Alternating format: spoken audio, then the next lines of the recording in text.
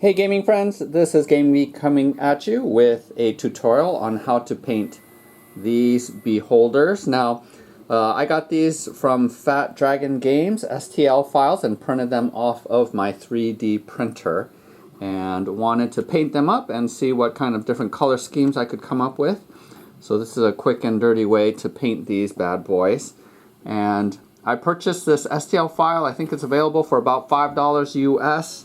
And I printed these at 0.1 height, so very detailed. So it takes a while, I don't remember, maybe 6 or 7 hours to print this out. It comes in 2 parts that you have to glue together. It comes with a stand as well as an optional sort of tentacled stand, but I prefer to put them on these bases instead. So this is a great way to grab a couple beholders for your D&D campaign.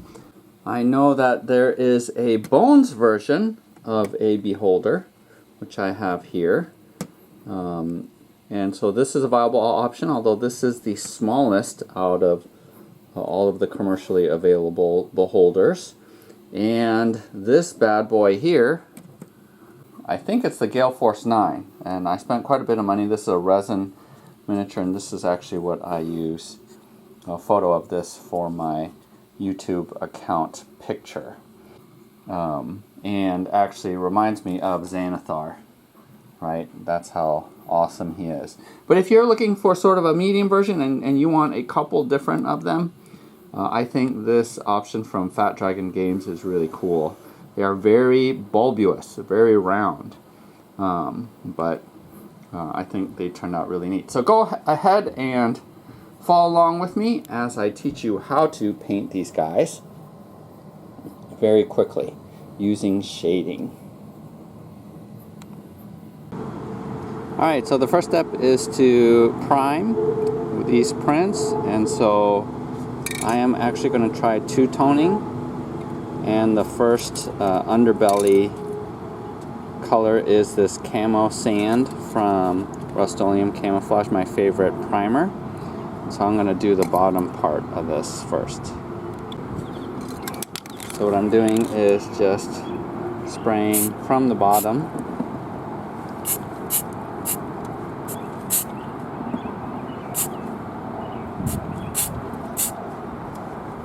And then sort of this base requires all of it.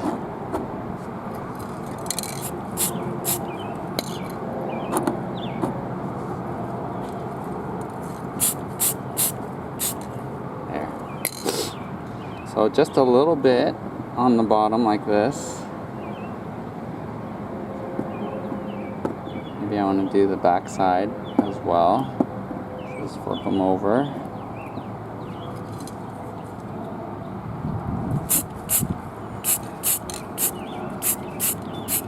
There. So let that dry for a little bit. And then the 4 different colors that I'm trying out is this ruddy brown. It's basically a dark red. This is going to be for the green, again camouflage, and this is army green. This is what I use for my orcs. And then for the blue, I am using this, which is satin periwinkle. But you can pick whatever colors you want, and I'll spray from the top. Alright, so first the red.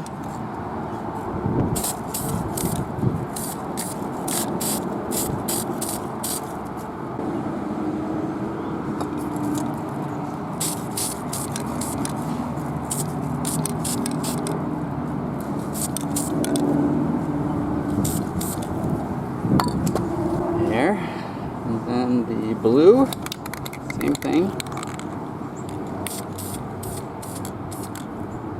Oops, that's I'm getting overspray onto the red.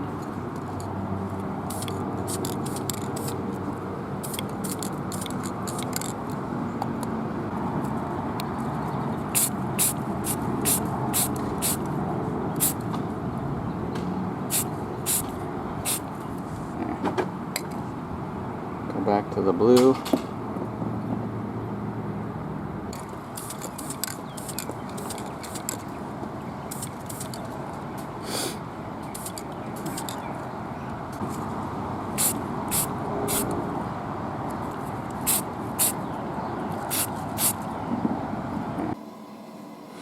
Alright, so here we are, they're all dry, and one of the things that I wanted to note was the seams on these are pretty noticeable, and there's a difference between the seams of my FlashForge Finder, and this is from my Prusa MK3S, and there's barely any seam here versus these ones for my FlashForge Finder, because there's a little bit more of a lift off of the bed.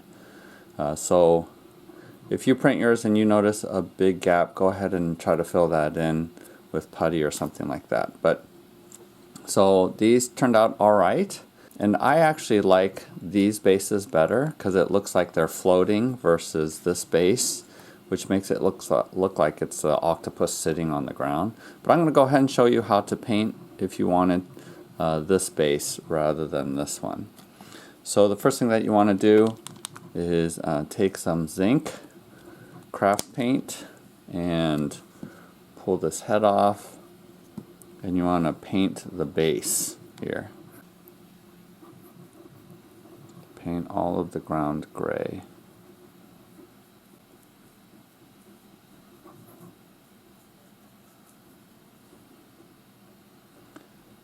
So I'll go ahead and do that. I won't bore you showing you how I paint all of this. Alright, next I'm going to grab my Quick Shades Army Painter, and these are the colored ones that came in the set, red, blue, and green. So I'll grab my green one first, and I'm going to basically squirt it directly on because I'm going to be using a lot of it.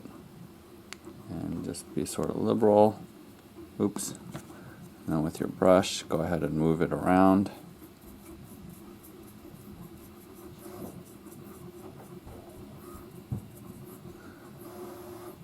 Maybe I shouldn't have squirted it on there because I didn't necessarily want it to get on the underbelly, which is more brownish or tan. But go ahead and just get it all in the cracks, like that. And see how the shade is literally providing a shade, since it darkens the recesses. Get around the eyes too, like so. And then here at the bottom where I want it to fade a little bit more, I'm going to just, with a little bit of water, I'll water it down and thin it out a little. And then almost dry brush it. But that way it fades out. To this side. And you can control a little bit how dark you want it by adjusting how much pooling you have in the recesses. So I put quite a bit in there to have a higher contrast between the high spots and the parts that I want to be shaded.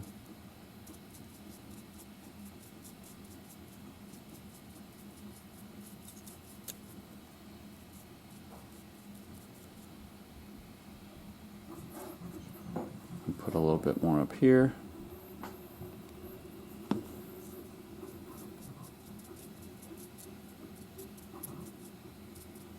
Make it darker in these spots.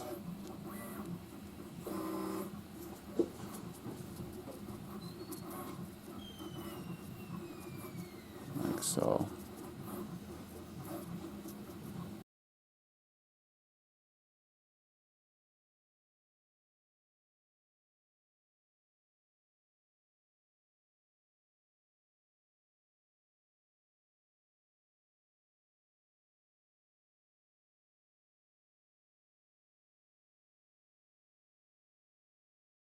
So this is what it should look like, and it's going to dry not quite so dark, so we'll come back and see what it looks like. But I'm going to go ahead and do the other ones.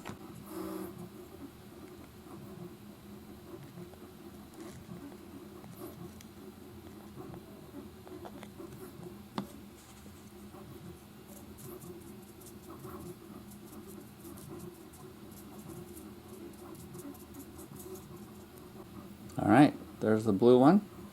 Go ahead and do the red.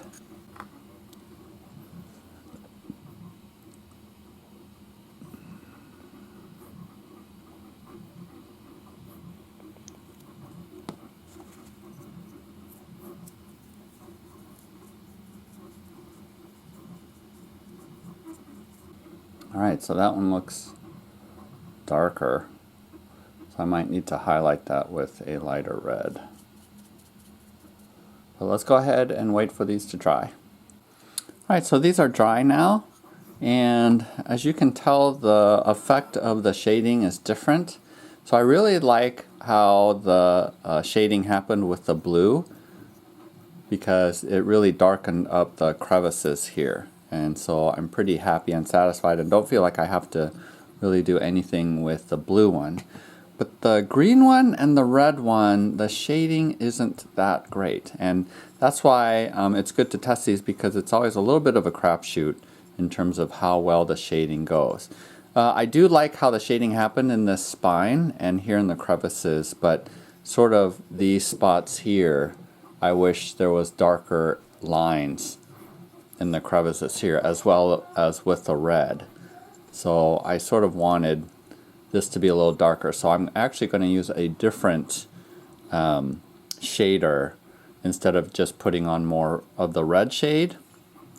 And we'll use try using Strong Tone, which is just a basic brownish black. But before I do that, I'm actually going to paint the spine. I think it'll look good to also be this color, the undershading or the underbelly. And so I'm just using my Toffee Berlingot from Americana Craft Paint just to paint that section. And I'll use the same sort of brownish black shade on this as well. So I'm going to just paint the spine part on all of them just to give it a different color. So I'll go ahead and do that and then show you what shading will look like. So while we're waiting for the crust to dry, I'm going to go ahead and do the tongues just with some, it's just red, whatever red you have. Now you're noticing that I am not using any of my miniature paints, my more expensive miniature paints, and I'm just using craft paint. And that is because craft paint is way cheaper than my miniatures paint. So on things like this, because I'm so cheap, I just use craft paint. Stuff like this, that doesn't really matter, right? So you can obviously choose to use the more expensive miniature paints and you would be fine doing that. But I'm here to show you that using cheap craft paint actually works as well. So the reason why I do the tongue is, as you can see here, I hit the teeth, and you always want to do things that are deeper, further inside, because it makes it easier to be able to color the outside. So I'll do white with the teeth and the eyes later. But I think we're almost dry with the crust, and so I'll show you how to wash that. So what I got here is Strong Tone. There's three levels of this. There's soft tone, strong tone, and dark tone. I don't have dark tone, but dark tone with me right now, but dark tone is almost a black shade. So let's see what the strong tone looks like here. Already poured some out. I'm going to use this guy and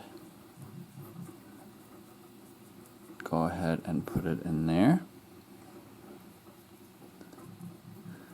I think that works because it's sort of a brownish color, a dark brown color, right? And I wanted this red to be darker as well. So I'm going to go ahead and do this red section also to hopefully darken the shading somewhat. Because just going with the straight red didn't get the shading quite as dark as I wanted. And I'm only going to do it across the top here because that's the primary place where I want those details to come out. So go ahead and do that, and we'll wait and see what it looks like after it dries. But I'm going to go ahead and do this to all of the crests that I just painted. So I'm going to go ahead and do some of the white, just using regular titanium white craft paint again. I'm going to switch to a smaller brush because I need more details for the eyeballs. And be careful not to touch that because that's still drying. So grab some white and start doing the eyeballs. Just put a dollop like that. Being careful not to get the eyelid. And get all of the eyes.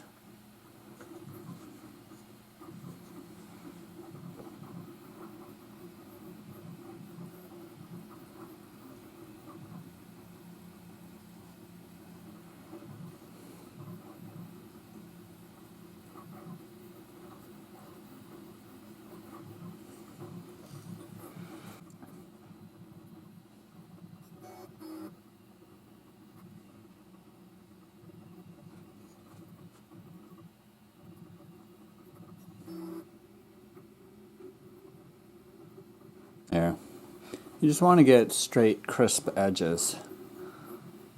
There's the eyes. Now go for the teeth.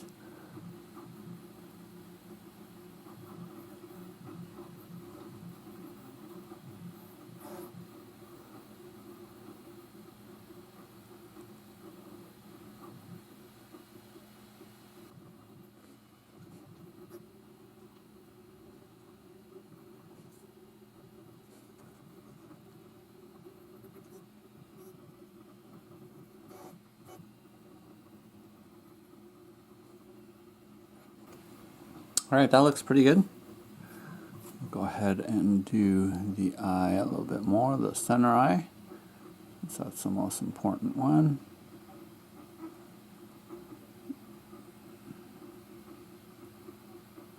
There. So I went ahead and used dark tone onto just the gray parts of the base. I'm not 100% sure what I'm going to do with these tentacles, because these guys underneath, I'm not shading them at all. So I'm going to wait and see after this dries, stick one of these on and see what it looks like before deciding what to do with these. Alright, in terms of the eyeball, how to paint the eyeball, if I look at Xanathar's guide, he has sort of a cat's eye iris, right? And sort of orangish, brownish pupil. And then all his other eyes looks like some kind of gold with a colored slit, because we all know beholders, each eye shoots out a different ray. So I think that's too complicated. I think I'm just going to go for an orange iris like this with a slit for the pupil, and go with that theme. So I'm going to go ahead and start off with Georgia Clay, which is a little bit reddish. I'm going to use a smaller brush because I'll need max detail on this. I'm going to go ahead and do a circle.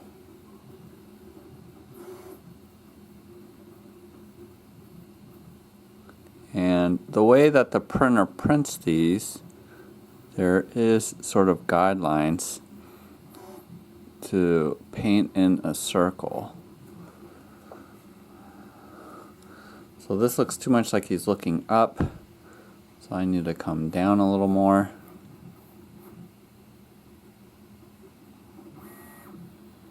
Like so. And flip it over so I can do this side, make it round.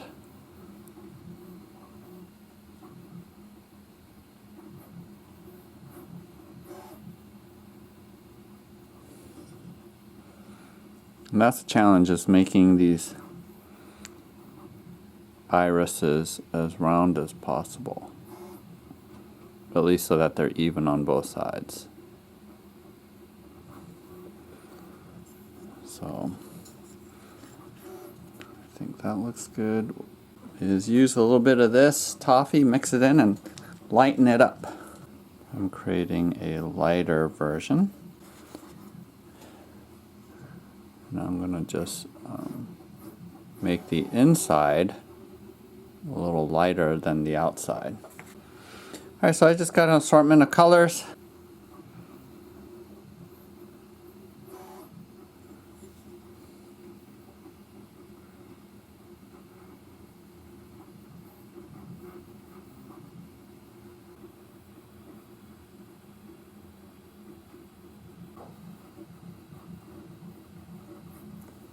So now I'm using black. I'm using my sharpest tipped brush because we're going to do the pupil. And this is going to be a cat's eye pupil, which is basically a slit. Goes like this. This is sort of Lord of the Rings, that flaming eyeball style. And it is a challenge to get this thing centered and symmetrical, right?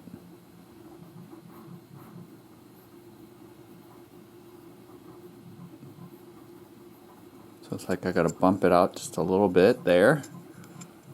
And then make it fatter up here, just a little bit. See how that evened it out? And then I'm going to do that the same thing here, but you don't have to be as careful. Just do a straight line like that.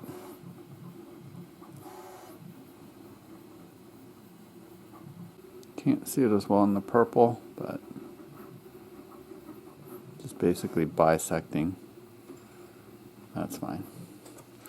So I'm going to go ahead and do that to all of them. I like using Mod Podge, the super gloss version of it. It is very, very shiny. And so I'm just going to use some of this stuff to go onto the eyes. And it is like glue, basically, because Mod Podge is glue in essence. And I'm going to just go over the eyes to make them shiny. So just dollop the eyes.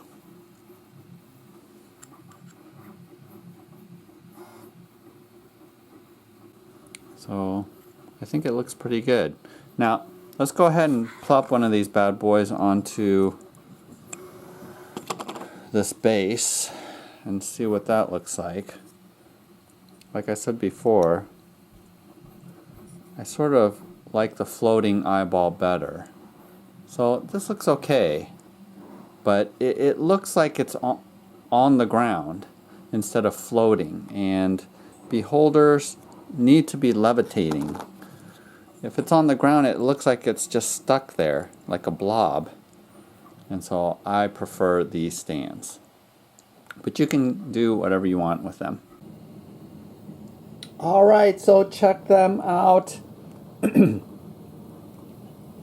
These beholders look awesome. So if you want a fast and easy way to make these guys, this is how you do it. So I think they look good. You can't really tell very well that they're two-tone unless you get down. But I think they turned out great. You can choose to highlight them if you want, but this is the quick and dirty way to do it. And facing 3 beholders is awesome here. I love it. So this is a quick and easy way to do it. Go ahead and subscribe. Hit the like button down below if this was helpful for you. But we will see you later with another tutorial.